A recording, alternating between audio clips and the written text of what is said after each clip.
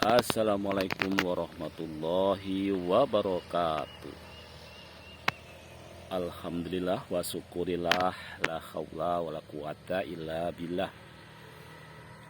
Alhamdulillah, kita panjatkan syukur kita kehadirat Allah Subhanahu wa taala pada pagi hari ini masih memberikan nikmat sehat, nikmat iman, nikmat Islam ya, sehingga kita bisa menunaikan kewajiban-kewajiban kita. Dan alhamdulillah hari ini saya sudah berjalan cukup 30 menit walaupun cuaca selalu mendung pada pagi hari ya. Namun alhamdulillah sudah cukup berkeringat ya. Pada pagi hari ini yang akan kita sampaikan yaitu berkenaan dengan fenomena akhir-akhir ini ya. Jadi bagaimana supaya kita ini lebih mudah untuk menentukan siapa yang akan menjadi pemimpin kita.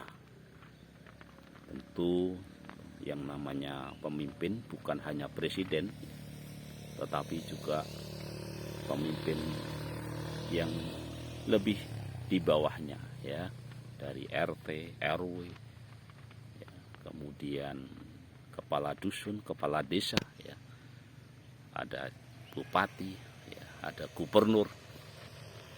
Jadi bagaimana kita punya pedoman yang singkat, padat untuk menjadi petunjuk bagaimana kita memilih seorang pemimpin. Banyak sebenarnya syarat-syarat yang harus dipenuhi ya, tetapi saya mencoba untuk meringkas saja hanya pada 4 syarat ya. Jadi syarat yang pertama tentu kalau kita berpancasila dan wabil khususnya yang beragama Islam ya, syarat yang pertama dan yang utama adalah beriman kepada Allah dan beragama Islam yang baik ya. Jadi tidak sekedar KTP-nya Islam ya, tetapi ada kata-kata baik ya. Jadi di dalam Quran surat Yusuf ayat 55 ada istilah hafizu alim ya, hafizu alim. Jadi hafizu alim, hafizu itu adalah yang pandai menjaga. Jadi kita harus memilih pemimpin yang bisa menjaga kita, menjadi teladan kita ya. Kemudian juga yang alim, hafizu alim ya. Alim itu tentu saja yang punya pengetahuan yang cukup ya. Jangan sampai kita memilih pada orang yang pengetahuan tentang kepemimpinan juga tidak cukup ya.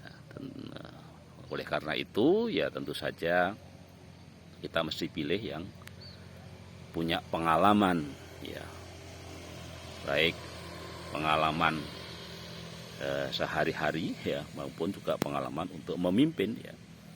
Jadi ibaratnya kalau kita mau jadi RW ya mungkin sudah punya pengalaman jadi RT gitu ya. Jadi tentu saja tidak selalu setingkat seperti itu ya, tetapi juga pengalaman-pengalaman yang lain, karena memimpin itu kan banyak. Memimpin sekolah, memimpin organisasi, memimpin bahkan sekedar memimpin klub sepak bola kan gitu ya.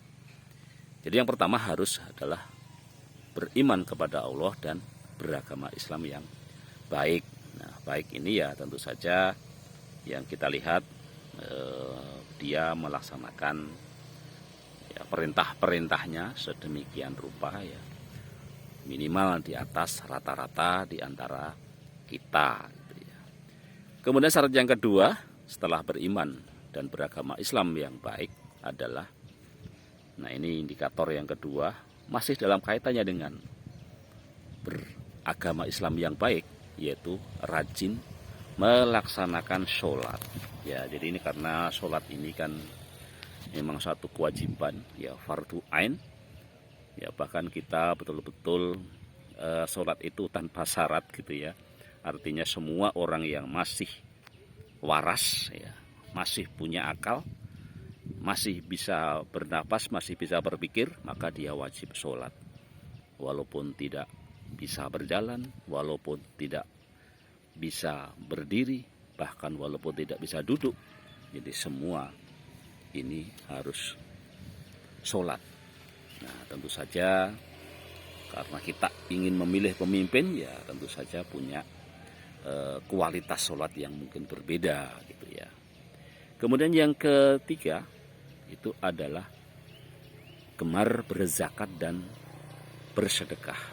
Ya, jadi jangan sampai kita memilih pemimpin yang jelas-jelas gitu ya, susah sekali untuk berzakat, susah sekali untuk bersedekah.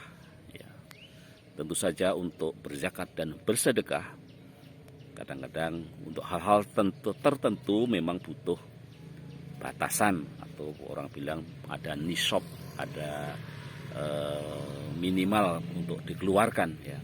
Tetapi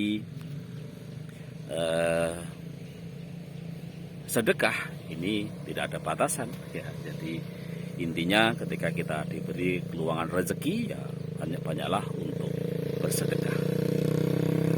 Dan yang terakhir, syarat yang keempat adalah suka berjamaah ya, dan bergaul dengan masyarakat. Jadi bagaimanapun juga jamaah ini penting ya, masih sholat juga ya, untuk sholat wajib. Jadi janganlah kita, bagaimana jamaah akan ramai ya kalau pemimpinnya tidak ikut berjamaah. Jadi pilihlah pemimpin-pemimpin di antara jamaah kita gitu ya. Jadi dalam konteks jadi RT saja, kalau saya selalu mengatakan ya kita pilih yang rajin ke masjid ya, rajin sholat berjamaah dan juga suka bergaul ya. Jadi jangan sampai kita memilih pemimpin yang ya tidak pernah keluar rumah, tidak gaul istilahnya gitu ya. Jadi itu aja 4 kriteria, 4 syarat untuk menjadi pemimpin yang paling sederhana ya. Beriman kepada Allah, beragama Islam yang baik, ya rajin melaksanakan sholat, gemar berzakat dan bersedekah, dan yang terakhir suka berjamaah dan gaul. Demikian yang bisa kita sampaikan pada pagi hari ini, mudah-mudahan bermanfaat. Sekian, salam sehat, sehat badan, mental, sosial, dan spiritual. Wassalamualaikum warahmatullahi wabarakatuh.